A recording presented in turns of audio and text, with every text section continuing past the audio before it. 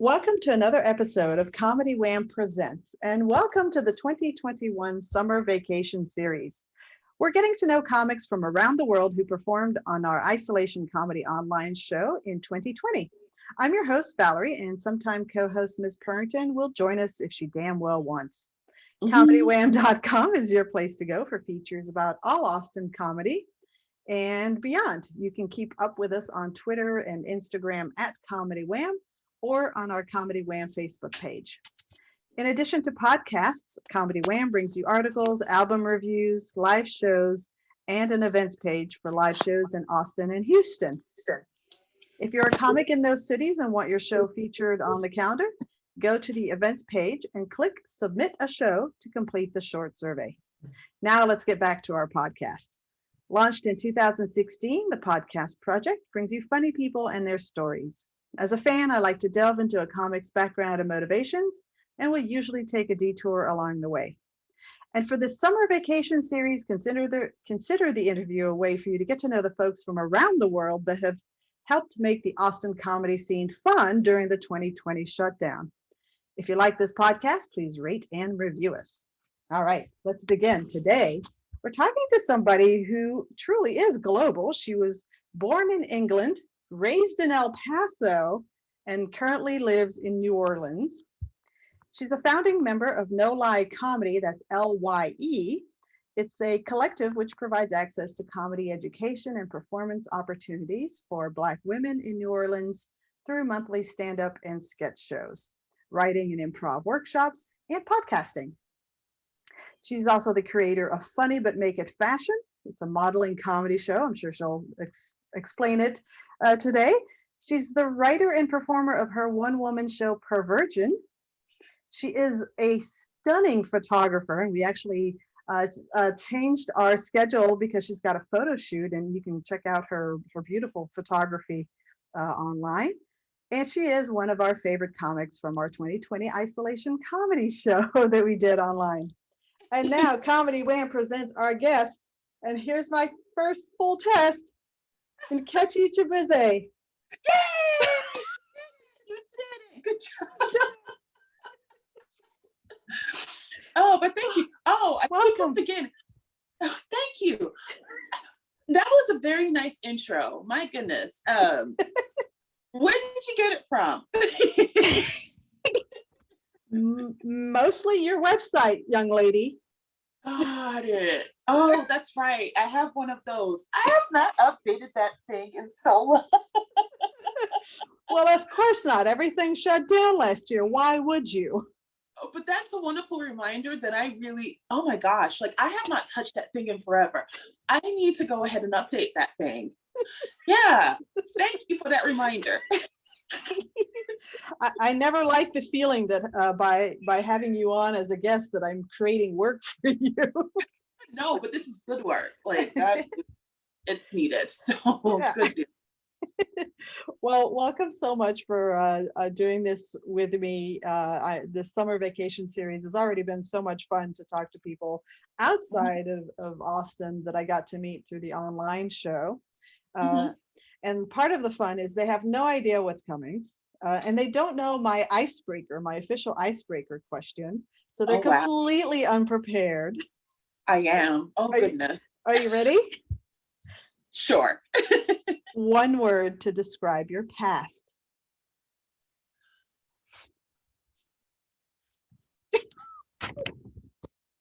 Okay, I got it. This is probably not an all-encompassing word, but it's the first one that popped in my head. And I'm just going to go with bubbly. Bubbly. I think that's good for you. Yeah. I think that is definitely part of the charm and why you popped up on my list for getting to know people this summer who did our show last year. You're so bubbly, and it is something that you mentioned on your website. Like you're polite, but very funny, and bubbly really kind of does capture that. Yeah.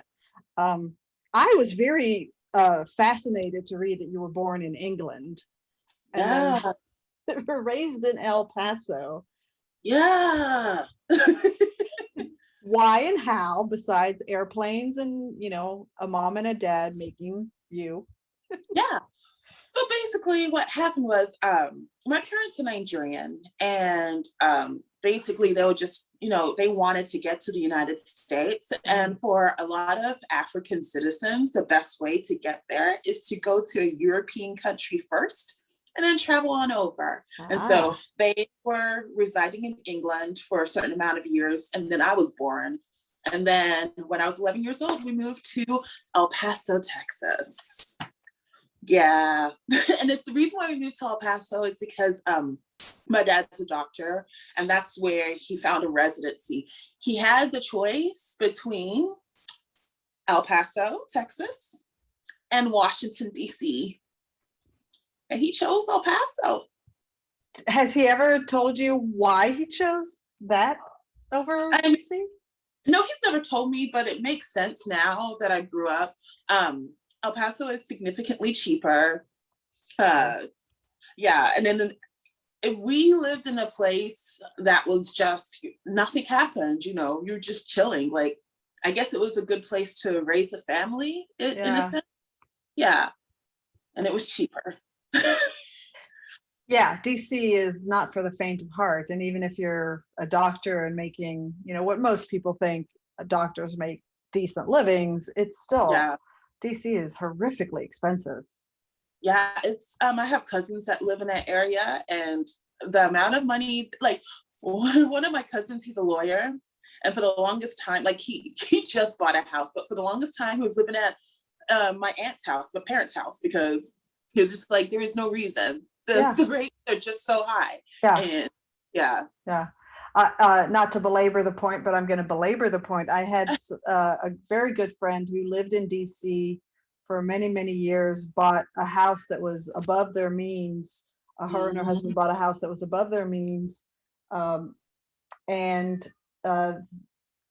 just appreciated. They moved a couple of years ago to Salt Lake City, Utah, and they traded a very, very cozy 3-bedroom DC house in McLean for this gargantuan mansion in Salt Lake City. Wow. And they still kept money on the side. So wow, it's just outrageous. So and not to belabor the point again, that's the reason why I stay. Like, everyone's like, oh, you're gonna try and move up north and do things or go to LA. I'm like, why? Like, everything's first of all on the internet now, right? And secondly, like, why would I have to bust my butt every single day just to pay rent when I can bust my butt every day in the South and pay rent and get some coffee at the same time? Yeah. Okay. Right. Well, not coffee. I don't drink coffee. That was just the first thing that popped to mind. Sorry. But, just like a little aside. So you left at 11 and you do not have a British accent. I was watching some of your YouTube videos, and there's like a little lilt. There's every once in a while I could hear like the little British lilt. Is that something that you call on when you want, or is circumstantial, being around family? Well, no, actually that does not work at all, because my mom and dad, they have African accents, and and I have 3 sisters. Out of the 4 of us, the only person that has their accent still is my oldest sister, and the rest of us are convinced she just does it so she gets to feel different. That's what we do. But the rest of us, we lost it. I think we're at the age where you get influenced a lot by the people around you, and it just disappeared. Yeah. Plus, they bullied me horrendously for my accent. Which is a shame. It is a shame, because I really wish I had it, because I would be different like my older sister. Okay, well, let's get into comedy a bit. You are very bubbly, so I imagine that humor played a huge role in your life from an early age. No, it did. Were you? Well, I guess I would say no. I'm just gonna have to say no. When I was a kid, I never ever ever thought that I would get into comedy. I never thought it was something that I would do, ever. Yeah. The most that I got from comedy was like, I mean, I'd watch Comic View on BET when I was a kid, and I loved that. But, oh, hi. Hi, yeah, she's here. She decided to join us. Hi, Miss Purrington. Oh, hi. So cute. I miss cats. I used to have one before I moved to New Orleans. I miss them. But what was I saying? Oh yeah. So when it came to like comedy and stuff, like when I was in school, like I was verbally bullied a lot. And so I just stayed in my shell the whole entire time when I was in college. Not in college, but in high school. Same in college. And it wasn't until like I became an adult that I was like, oh, maybe like I can be funny. Because I started a YouTube channel when I was bored. And then people would say like, I mean, I wasn't being funny on purpose, but people would say, oh, you do funny stuff. Like you're a funny person. And I never saw it. I was like, I don't think I'm funny. But then one day I was like, you know what? Let me take a comedy class and see what that's about. And I happened to Google comedy classes in Dallas. And the Dallas Comedy House popped up. And so, and then like they had a comedy writing class, but before you can take it, you had to take improv first. Okay. So I signed up for that improv class, and I did 5 levels of improv at the Dallas Comedy House, and I hated 75% of it. I hated it. And I was like, and it's because like I was in an area in which, how do I explain this? So I was an older person. I was like in my 30s. I think I was actually 30 when I started doing the classes. And I was surrounded by, basically college students who go to class together, know each other. And so me coming into that group, like they didn't want to hear what I was trying to put out. And I didn't understand what they were trying to put out either. And because it was such a homogenous group and me, it just didn't work. And then like all my ideas, everyone was like, I don't know what that means. I don't get it. And so I was also under the assumption like, oh, okay, like maybe I'm not a funny person. Like that's something I can't do. And then it wasn't until I moved to New Orleans that I feel like things blossomed for me, because I took improv again in New Orleans, but then I was in a class where it was people from different walks of life. And I guess the way the class was set up, it was like a nice bonding moment situation where we came together, worked together, and it worked well. I'm curious because I was actually born in Belgium, but I was raised in the Dallas-Fort Worth area. Really? And Okay. yeah, so I'm very fascinated on this Dallas notion because I know the Dallas area. And how long were you living in Dallas? So since I was in the DFW area, so like I went to UNT in Denton. Okay, yeah, yep. And so I kind of lived in that area. Like I would live in Louisville for a while, lived in Grand Prairie for a while, Denton for most of the time. But yeah. Okay, because it is not at all surprising to me that once again you were made to feel like an outsider in Dallas. Dallas is very, very insular. It is very white, or excuse me, very segregated. Yes. And yes, so I am not shocked at all that you had that experience, and you were probably dealing with people that were not equipped to break the bonds and make you feel included. Yeah. And you speak all facts there. And oh, go ahead. Well, no, I was just going to say, and good. I mean, it's unfortunate that you invested through the 5 levels of classes just to feel excluded when you mentioned a couple of times how in El Paso you were verbally bullied, made to feel like an outsider. And here you are again. This time you're doing something voluntarily, you're paying for it, and you're being made to feel like an outsider. I mean, it's very unfortunate. I'm very sad to hear that. I mean, not so much. I'm not sad anymore about it. Yeah. Only because you found it. So much. you found a place where it was more uniting and inclusive, and there were people who were willing to do the work of making you feel included, or made it easier for you to feel included. Right. Yeah. I do feel like in order for that to happen, there has to be a diversity in whoever you're working with. Yeah. So, because if you have like 5 people that think and do things the same way, you have one person that's just like completely different. Mm-hmm. The 5 people it's groupthink. The 5 people are not going to think that one person has something worthy to offer. Yeah. But if you have like different people from different backgrounds who are not sure of each other's stuff, and you make more of an effort to understand each other, and then find a common ground, and then from there build, stuff. Yeah. And it's funny because it's funny that you mentioned how segregated like the Dallas scene is, because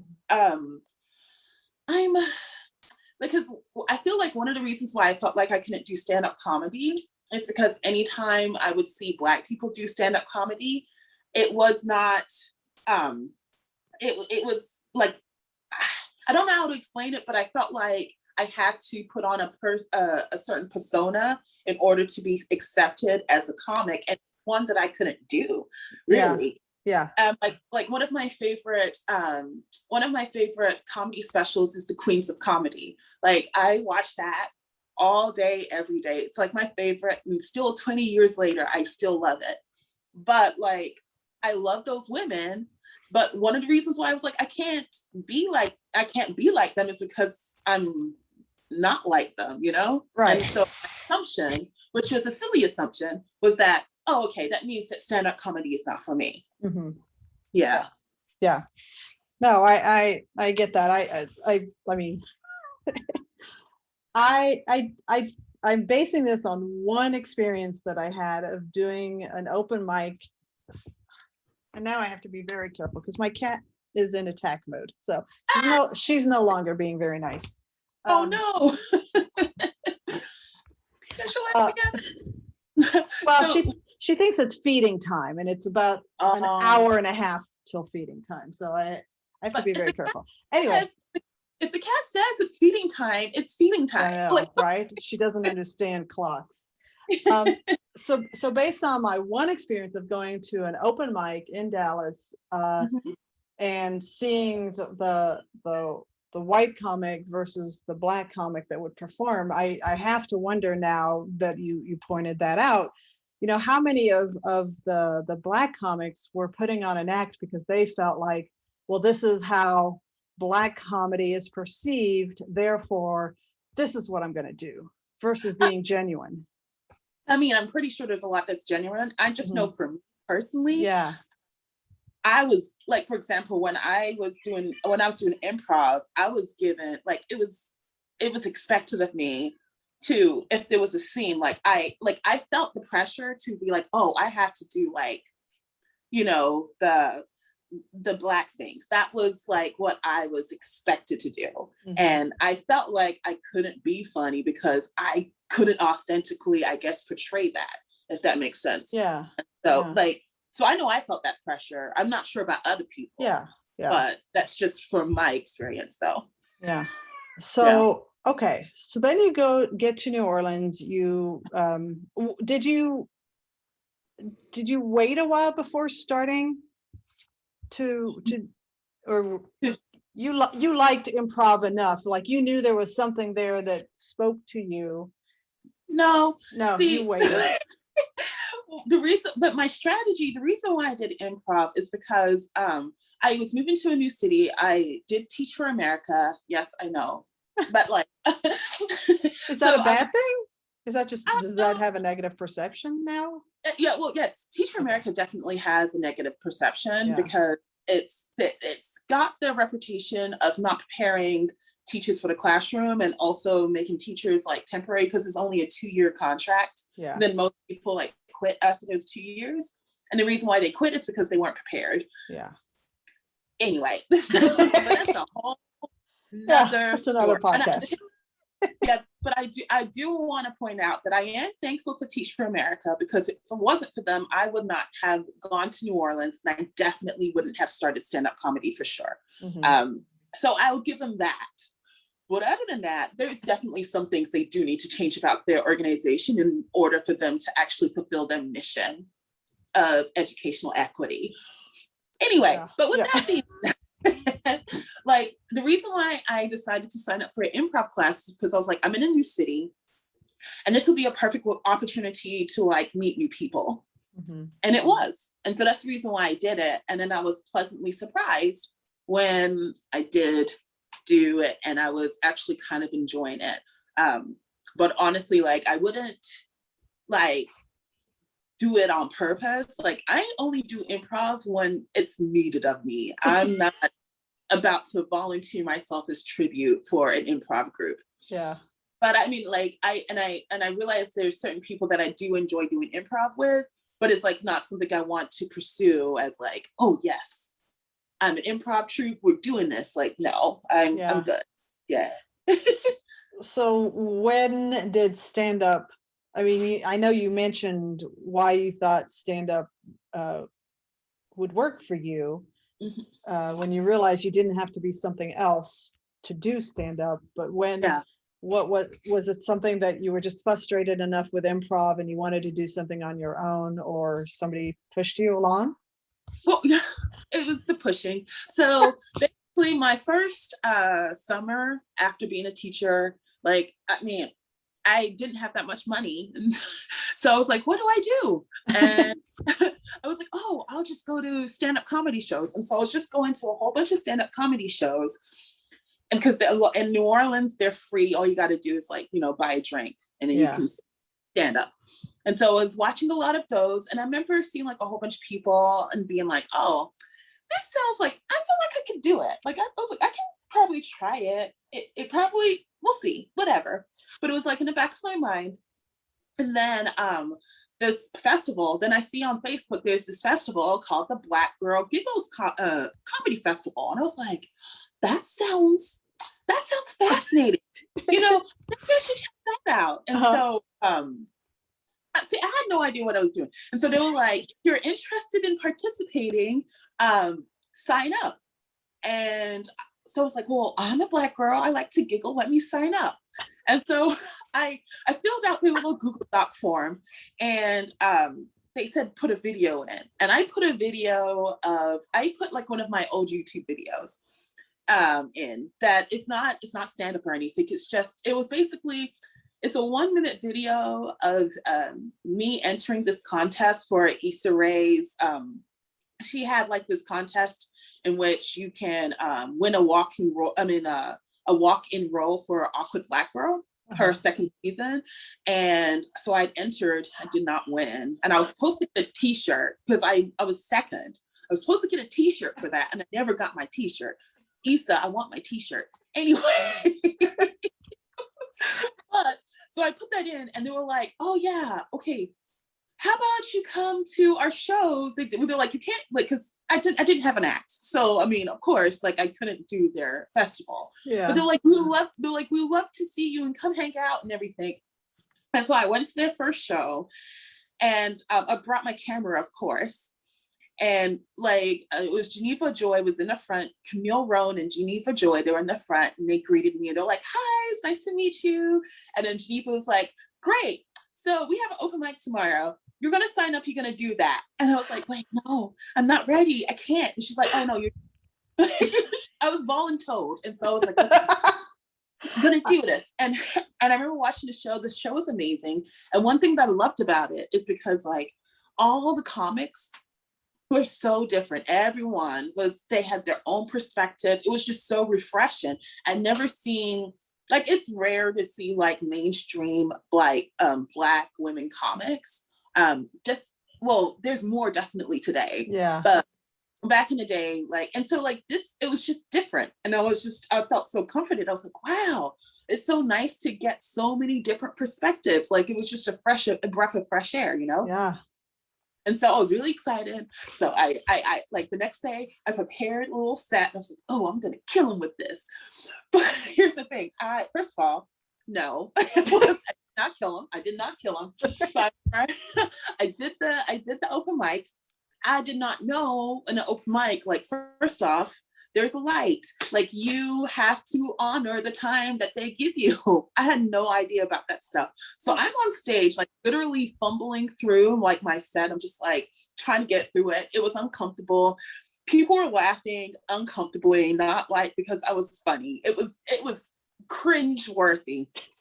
And to make matters worse, because I did not honor the time, the host, Shep Kelly, she got on stage and she took the mic from me. She's like, "Girl, it's time." Like, because I kept waving the light. It was like, "Hey!"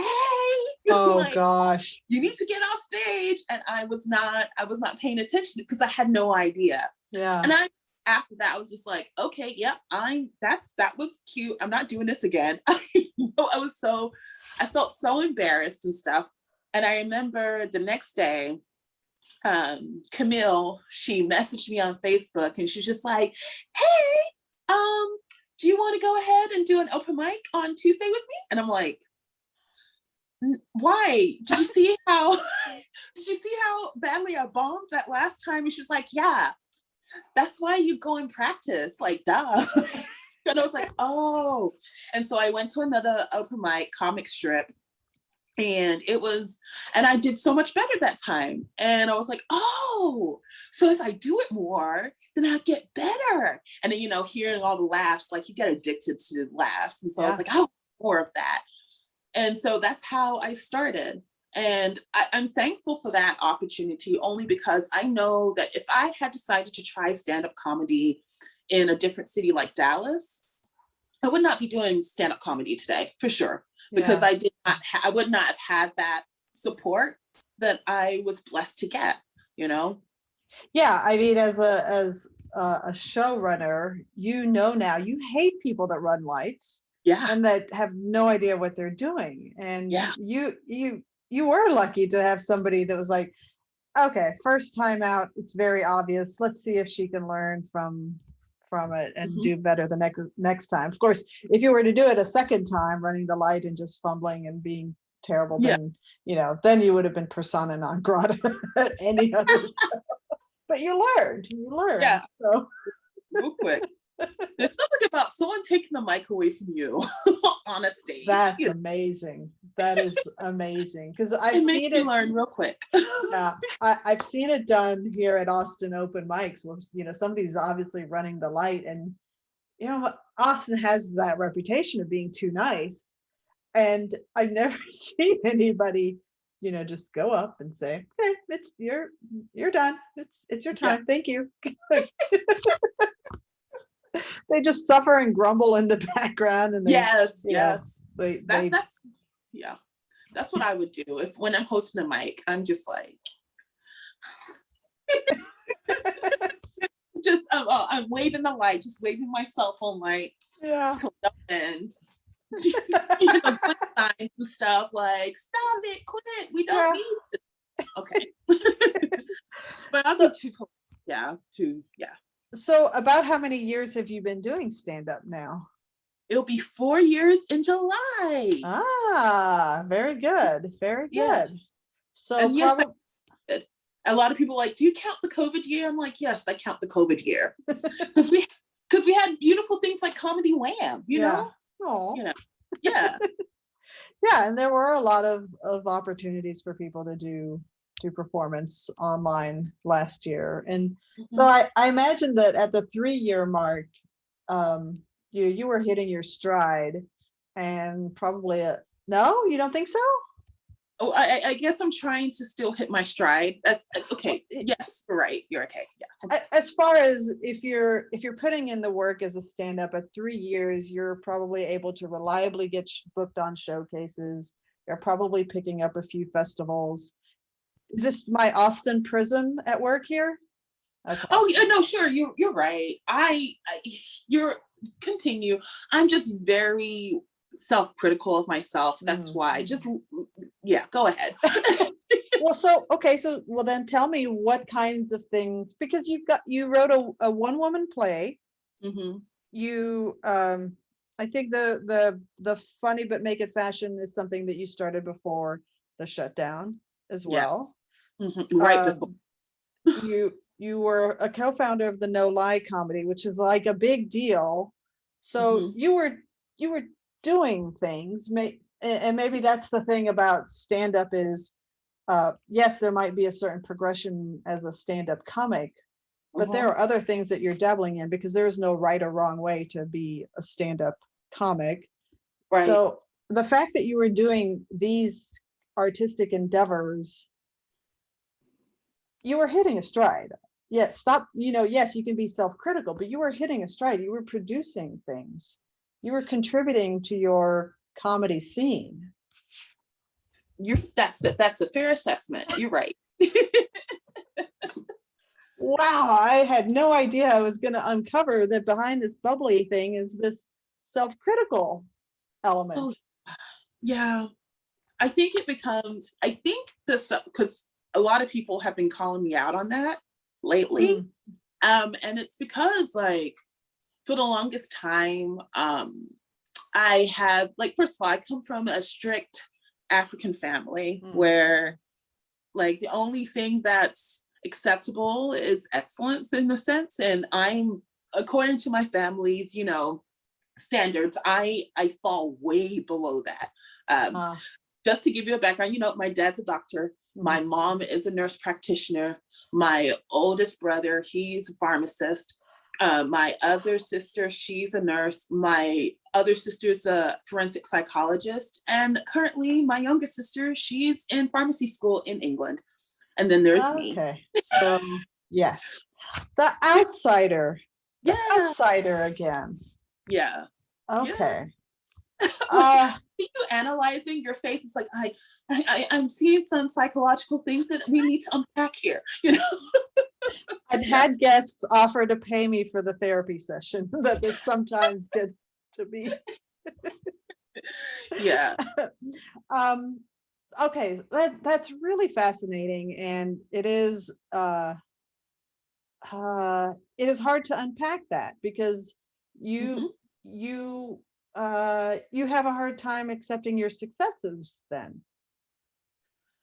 Yeah, I would say that, because I don't see them as successes.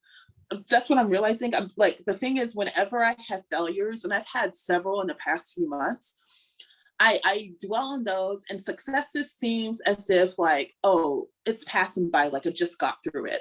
Thank God I got through it, which is interesting. Like, and other people are like, no, that's a big deal. I'm like, is it though?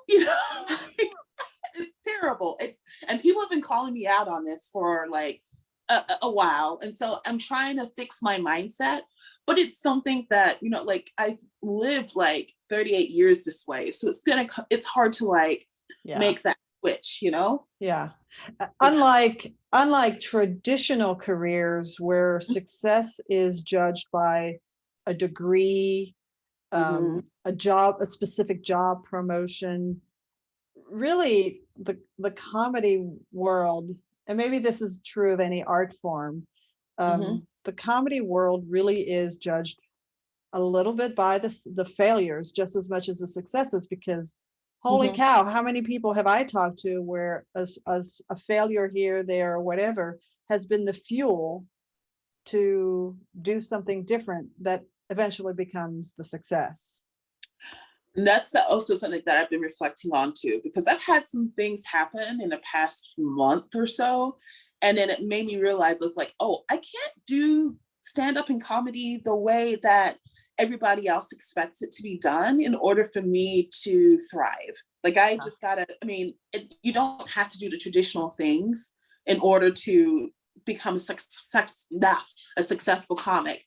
And also, I also came to the revelation that, like, I guess not success, what is the word? Like, people, like, having a big following, like, that's not guaranteed to anyone. But the one thing that you can control is, like, your art. As long as it's, like, good to you and great for you, then, like, you've done what you needed to do. And so, like, now I'm like, okay, I'm just focusing on making sure I'm the best comic that I can be, and then finding the venues and the avenues to display that comedy to people that want to see it. And it may just be one person that wants to see it, but it still counts because I did it, Exactly. I know you've alluded to a few things in the recent months, but I actually want to go backwards in time to at the time that the COVID shutdown happened and what your response was to everything shutting down as far as, live comedy, and maybe give us a glimpse as to how New Orleans responded. I mean, everybody kind of knows what Austin has been doing lately, but I've talked. Sorry, you're popping in these streets right now. Yeah, that's that bad bitch right now. Yeah, it is. We might get taken down a peg at some point, but for now we'll take it. Take that ride for real. So give us the context of how New Orleans as a comedy scene has responded to it, and then how did you respond to it? I know you did our show, and were you happy to do the online shows versus you'd rather be in person? Okay, I'm just gonna first I would like to talk about my experience with the pandemic, and then I guess the effects of the New Orleans comedy scene. So with me, I feel bad saying this, but it's the truth. When the pandemic hit, like, it was a time for me to legit relax, which I hate to say that. And also it was a time for me to save money because I was not going out. I did not have and the thing is, and so, because I was a teacher also, and I have to tell you, I was going through it as a teacher. I was at a school that was not too good of a school.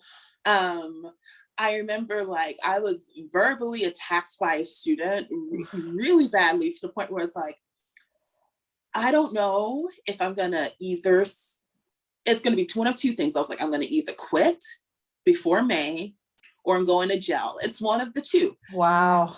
And that was March 12th. And then March 13th. Oh my gosh. I'm not saying God's good. Yeah. I'm just on time. He is on time.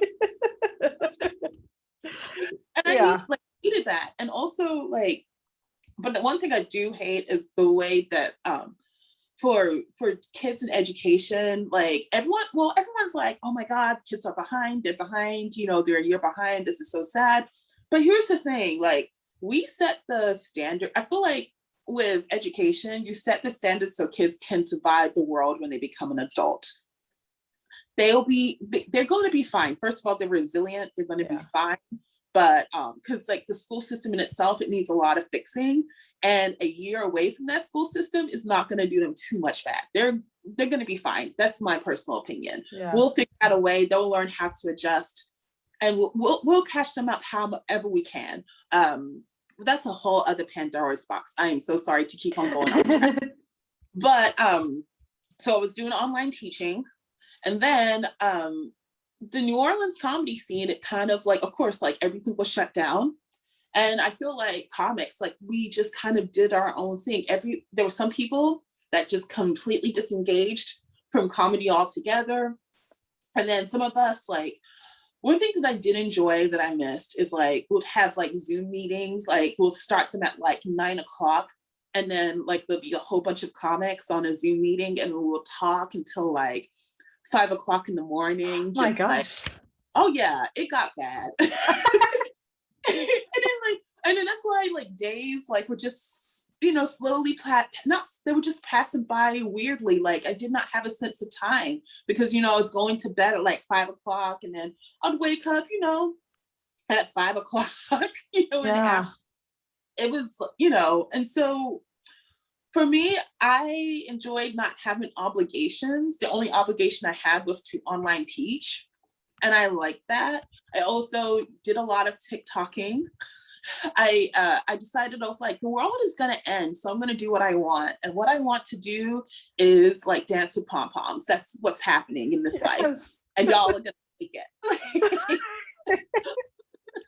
And so I did a lot of that, and it was just a time to just, you know, chill and just like enjoy my family, enjoy my friends, and stay in isolation, you know? And then, you know, of course, I did comedy shows. Like I did Comedy Wham. I didn't do as many as I would like, but, you know, I did shows. And I liked, and people were like, I hate Zoom shows. I love them only because I feel like it's just me chatting to a friend. Like I always treat the Zoom shows as I'm gossiping with somebody. Yeah. That's fun to me. It's not the same as like a live stand-up comic. It's just a different, it's just a different way of like doing comedy, you know? And I guess it's not for some people, but I feel like if people realize it's not the same thing, that they would enjoy it a little bit more. Yeah. Plus, I was paid a lot more doing stand-up comedy on Zoom than I do in live shows here in New Orleans. So nice. Because you got the whole world watching. Yeah. And as opposed to like a few like people in the New Orleans area. So it was fine. It was fine. Yeah. And then we didn't, like, I feel like now, probably like in the last month, like New Orleans has kind of woken back up when it comes to stand-up comedy, because now we can have inside shows. And so now it's coming alive again. And it's interesting because now that it's coming alive again, I'm realizing that I probably I don't know how to say this, but I realized I was like, I don't want to do things the same way we were doing them before. Mm-hmm. Because like with New Orleans stand-up, it was a lot of, well, we don't have a comedy club, right? And then we also are in an interesting situation because like New Orleans is known for like their music. So when people go out, like the expectation is, okay, I'm gonna go down Bourbon Street and I'm gonna bar hop. I expect to get into those bars for free. It's loud, you got music, you're drunk, and then you just go from place to place. And so no one's really trained to like go to a comedy show. At least the tourists aren't. Yeah. And so with not having a comedy club, it becomes really, you have to find different ways in order to get your comedy seen, I guess, and do your comedy shows. And I felt like No Lie Comedy, I think we did a really good job of that. Like we had really, but before pandemic times, we had really fun, awesome shows. And like, but the thing is, I really wish we could have paid people more, you know? Because the way that we set it up is, it's a pay as you can. Mm-hmm. So anyone that, you can pay $1 to get in to see the show. And I really wish that we had the setup where people are trained to be like, you know what, I'm about to see a good stand-up show. Yes, I will pay like $10 or $20 to see it. And we are able to fill rooms doing that by itself. I'm seeing that a lot of people now, but it was really hard to do that also because all the other shows were free. Like we were like maybe one of the only ones that was doing pay as you can. And don't get it twisted, there was definitely like one-off shows where people, it's interesting. Okay, I'm going all over the place. It's like New Orleans is really interesting because like we have like the free shows and those are happening. But then, because there are certain comics that are well established and well known, like comedians that are born and raised here, they have the ability to do like the expensive shows where people pay $25 to get in. Okay. It's interesting. So it's either you have, and then that's a whole other entity. But if you are a transplant, if you will, someone who just moved here, it's harder for us to pull it off. I'm not explaining it correctly, but I'm just letting you know, it's like, it's so different. It's really weird. Like, most people in the scene before pandemic, it was the norm. Like, okay, you're doing a comedy show, you're not charging at the door. Like you're just not. Yeah. You're doing it at the bar, you get, a percentage of the bar tab. and then like tips at the end of the show. Yeah, we have a mix here in Austin. We have the bar shows that are free. Yeah. I know that we're producing a live showcase, and it's free, but we ask for tips. Yeah. And we push it hard, and we're lucky because we're in a suburb, so we're able to tell that audience, hey, these are comics coming in from Austin, you know, they need the gas money. We're kind of able to kind of do that, you know, pity troll to say, support these comics who are, I mean, some of them are headlining the Velveeta Room. If you know the Velveeta Room in downtown Austin, it's like the small club. And so, you know, they will recognize that, all right, these are Austin comics. They're coming out to see, to perform for us. We'll support them with tips. But then you have other shows that, you know, will say, no, we'll charge $5, $10 at the door. Part of it is I'm just too lazy to deal with the whole ticket sale thing. But I push really hard on the tips. I was very fascinated. I'm kind of glad that you've brought this up, because there was a post on Facebook, I don't know, maybe a couple of months ago, and I think it was from somebody out in California who said, you know, you're doing a disservice to comics by producing free shows. Charge something. Get people to value with their dollars the comedy that they're getting to see. And I thought long and hard about that post, because I understand their point. But on the other hand, having it free draws in people. I can push on the tip side, and when they get through the comedy show, they realize, oh, damn, I should never have gotten into this for free. Yeah. I'm going to donate. And I understand that this is microcosm compared to if this is what you're dealing with, because everybody walking down Bourbon Street expects everything for free, and they can be rowdy. You know, it is a different beast. I recognize that, but I'm kind of fascinated by the notion of, you know, what does it take to be the first one in your situation? To be the first one that says, no, I'm going to charge for my event, because that's how much I care about my comics. And that's how much I want my audiences to invest before they walk into the door. Right. And yeah, but you make a good point, because like that's the one thing I feel like, especially when you're starting out, you know, having like that free show to draw people in is definitely like, it's better than not having a show at all, you know? And then also, you like you said, like when you bring people in, like, and you have them be like, hey, tip the comics. Most people, yes, you're right, they tip the comics. And I don't know, I guess I'm in this place of liminality. Like I don't know what it takes to make a good show where everyone is treated well yet. I'm still learning how to do that in the city that I'm in right now.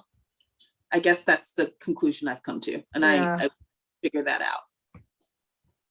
Well, yeah, you will figure it out. And, you know, as we talked about a few moments ago, sometimes it takes the failures before you get to the success. And I mean, seriously, in the comedy world, I don't want to say that.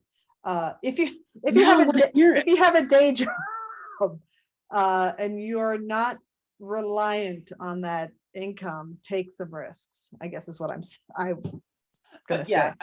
The thing is, like, that's another thing, you know, being a teacher in New Orleans it's a lot.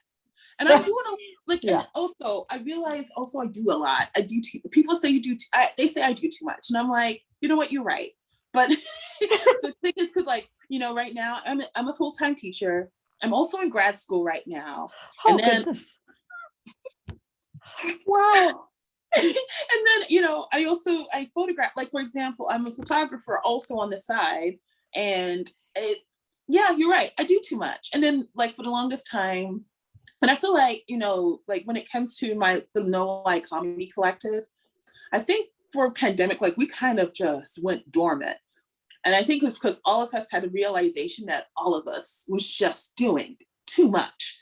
Mm-hmm. And we need to figure out how to organize ourselves where we're doing things purposefully, in a way.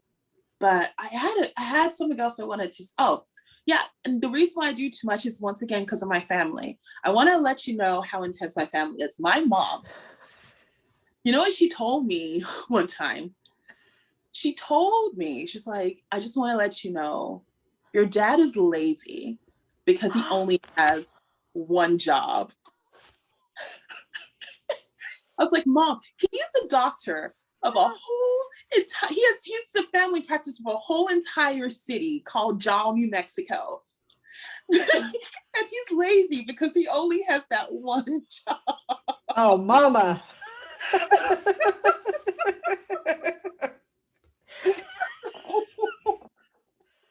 Oh my gosh. But I feel like I don't take as many risks as I should, because I don't have the high stakes of if the show doesn't pan out, like, I'm broke kind of thing. Yeah. Whenever I produce a show, I have it in my budget to pay the comics in the case I don't make any money at all, that kind of thing. Yeah. And so at the same time, like, I try, but at the same time, I'm not really just trying, going 1,000% in order to make sure the shows I produce are packed to the brim. Mm-hmm. So, yeah. It's a lot to unpack. Yeah. Yeah. What are you getting a graduate degree in? Education, especially. Okay. Well, good for you. Thank you for committing to that. Yeah. No, it's because, like I said before, talking about the New Orleans school system, that's another whole Pandora's box. But I came to realize, because at first I thought I hated teaching, and I realized, no, it's not that. I just hate teaching at terrible schools. And also, teachers need to be trained. Like, you can't just go through a 6-week program and be ready to be an effective teacher. Yeah. You need to do the work. Just like with comedy, you got to do the work to be an effective comic. Just because you do open mics, it doesn't mean that now you get to headline the Laugh Factory. It doesn't work that way. You got to do the work. Yeah. Right. And I was trying to make an analogy to what you're going through as a graduate student to comedy, and I'm not sure that I'm going to get there, but I was going to say, a lot of times, if you want to change the system in education, you have to become an administrator, and the only time that you can become an administrator, it seems, is if you have those graduate degree credentials. So, I don't know. I don't know. I'll let you figure out the analogy to comedy. I can't do it. It's Sunday. We're recording on a Sunday morning. My brain's not on yet. I'll watch 5 hours from now. You can be like, I got it. Darn it. Yeah.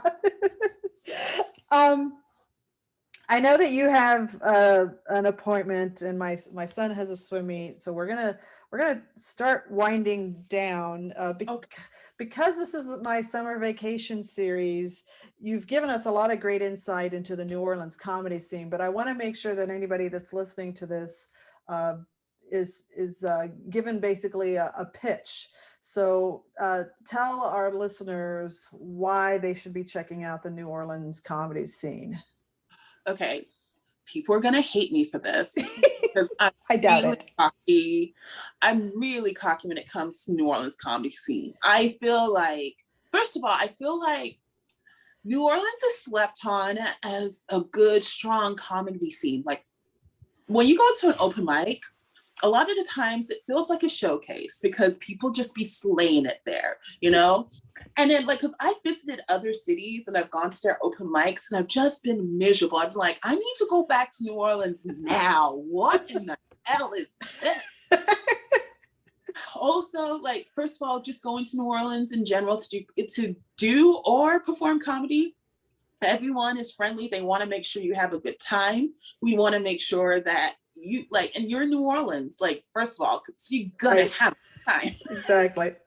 And you're gonna just see some prime time comedy from like diverse sets of voices. Like, most of the comics that I know lots of comics in the city, and everyone is so different here. And I feel like it's because New Orleans is such an artsy city. So like everyone kind of just does their own thing. No one's trying to be like, I guess the mainstream comics that you see, you know, on the TV. Everyone's like, no, we got our own thing cooking here. And that's why I just love it. You just need to come and see us. Like, you really do. Yeah. And who are some names who have either recently left New Orleans for big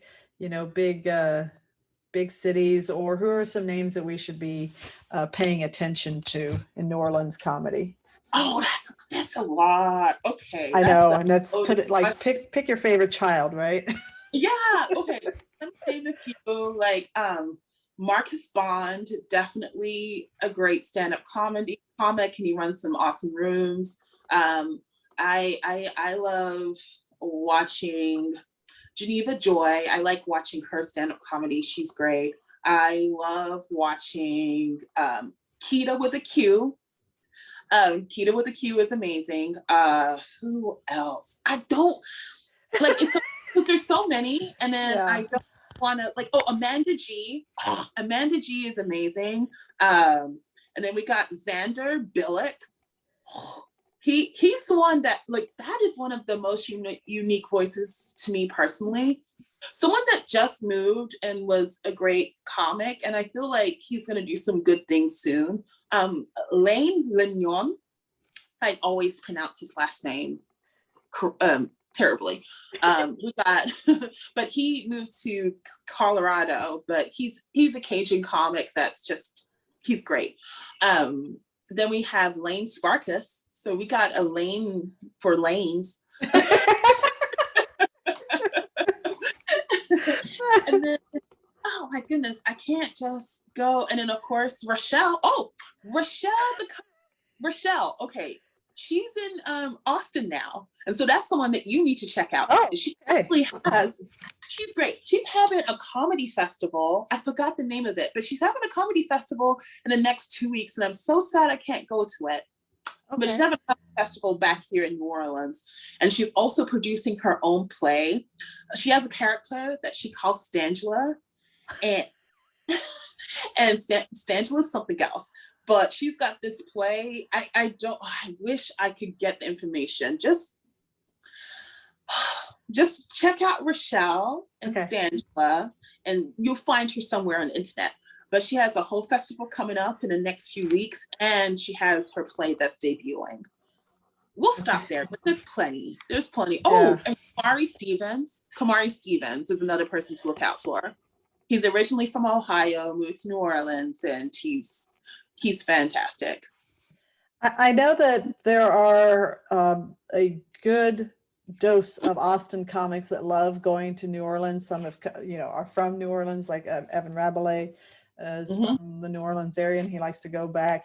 I think he was just there. So I know there is a mutual love of the New Orleans comedy scene by Austin comics. So as it should be. Yeah. You're right. I need to get down there to Austin. I was thinking about going. I was supposed to go like the first week of June, and it was good that I didn't go because I'm in grad school right now. I'm taking 4 classes for the summer, and it's bogged me so much. Yeah, but I'll be out there. I'm going to be out there one day, though. Okay, well, let me know, because I would 100% put you on my show. So just give me advance notice. Absolutely. Will do. That's one thing I've learned, especially after pandemic. Like back in the day when you go to a city, like you can give them like a 3 weeks heads up and you can get shows. It's not that way anymore. You can't do. Everyone is months upon months in advance, and I had somebody who dropped in for a guest spot because that's all I could offer them. Yeah. But I'll put you on for a full spot, down the road. And he was like, yeah, 3 months down the road. I'm like, sorry. It is what it was. Yeah. And Nkechi, is there anything we haven't talked about that you wanted to make sure people know about you? Oh, I don't know. Okay, I love my photography and I love photographing comics.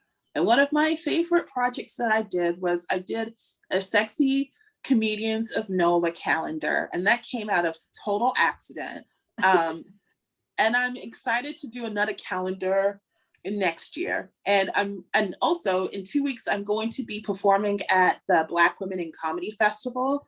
That's in New York. Nice. And I get to produce a show there, which is exciting. I get to do funny, but make it fashion so that's going to be fun at the Tiny Cupboard. So I'm really hyped about that. But on top of that, I get to shoot a calendar for the Black Women in Comedy Festival. And I want people to buy that because it's going to be gorgeous. I'm already letting you, it's going to be gorgeous. But if you're in the New York City area,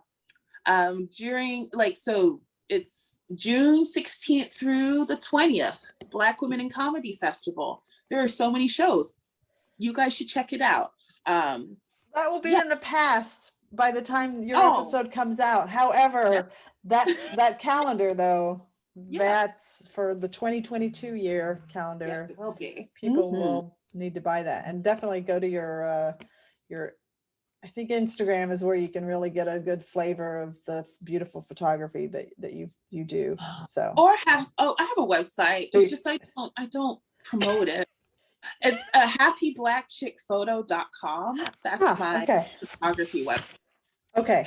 All right. That's good to know. Yeah. I was going to say, but your website's out of date. You told me that earlier. The other one. The other one.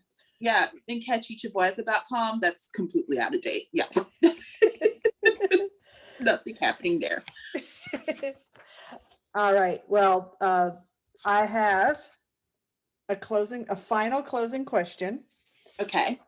One word to describe your future. Limitless. Very nice. Yeah. I was going to say, okay, never mind. It's 2 words. But basically Simone Biles. That's my no, listen. Who wouldn't want to be that? My goal is to, because I love the fact that she's just like, I'm just doing stuff because I can do it. Like everyone else can't, but I can, so I'm gonna. Yeah. Like that's how I'm entering into projects I'm like for the rest of my life. I'm like, you guys say this is not the way to do comedy, or you can't do this or that. Cool. I'm just gonna do it because I can, and y'all are just gonna be mad about it. I love that for you, because some of the stuff that we talked about earlier, just remind yourself of what you just said. Put that on your vision board. Okay. I don't have those because I'm so disorganized. I never can get one together. But I'm going to put it in the vision board that is my head. Okay. Well, that is a wrap on Comedy Wham presents Nkechi Chibueze. Yay! Tell us where we can find you on social media, and this is your chance to promote everything and anything. Okay. Well, you can find me on the social medias at Happy Black Chick. So that is Twitter, Instagram, YouTube, TikTok. You can find me there. Probably Pinterest. And then what else? Look out for my website, comediansofnola.com. I will be doing some things in there soon. And also check out my photography at happyblackchickphoto.com. And hopefully I will see your beautiful faces soon. Hopefully. Well, we hope you've enjoyed learning about how Nkechi got to be the comedic genius that you heard today, just as much as I have. This has been Comedy Wham presents Nkechi Chibueze. I'm Valerie, and that's been funny. Thank you, Nkechi. Thank you. That was nice. Thank you. You're very welcome.